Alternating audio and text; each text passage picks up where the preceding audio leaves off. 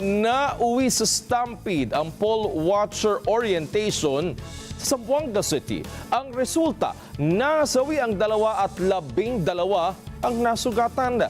Naalarma naman ang COMELEC at PNP sa insidente. Angel Dumabok, magbabalita. Naalarma ang mga tauhan ng COMELEC at PNP Zamboanga City sa nangyaring kaguluhan kahapon sa iba't ibang poll watcher orientation seminar sa buong lungsod. Base sa talaan na inilabas ng Zamboanga City Medical Center, 2 ang di na pinangalanang namatay habang 12 iba pa ang nasugatan. 3 venue sa 12 poll watcher orientation seminar ang nagkakagulo na nagresulta sa stampede. Ayon kay City COMELEC Officer Attorney John Christian Babiera na nakakaalarma ang nangyaring dagsa ng mga tao kahapon sa iba't ibang lugar sa lungsod. Actually sir, meron na, may pumila na nga ngayon, but although pagdating natin dito, wala na mga activity na nangyayari, may pila lang.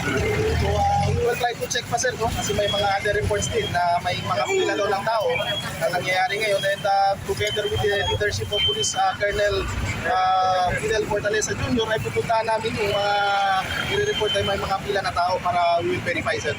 Nagbigay na ng direktiba si Attorney Babiera sa PNP na ipapatigil na ngayong araw ang sinasabing poll watcher orientation seminar at magsagawa ng malalim na investigasyon. Nag-ugat umano sa pamamahagi ng pera at mga sample ballot sa bawat venue kaya dinagsa ng tao.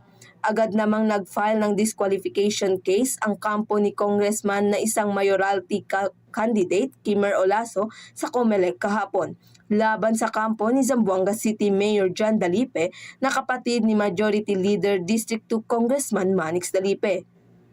Inuhuli. Paano inuhuli?